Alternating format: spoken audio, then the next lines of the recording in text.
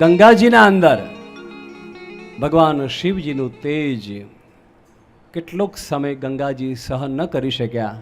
ગંગાજી વહેતા વહેતા જ્યારે પૃથ્વી પર વધાર્યા, ગંગાજી પણ તેજને સહન ન કરી શક્યા અને ગંગાજીએ એ તેજને પોતાના અંદરથી ઉઠાવી અને એક જંગલના અંદર ઝૂંડનું વન હતું.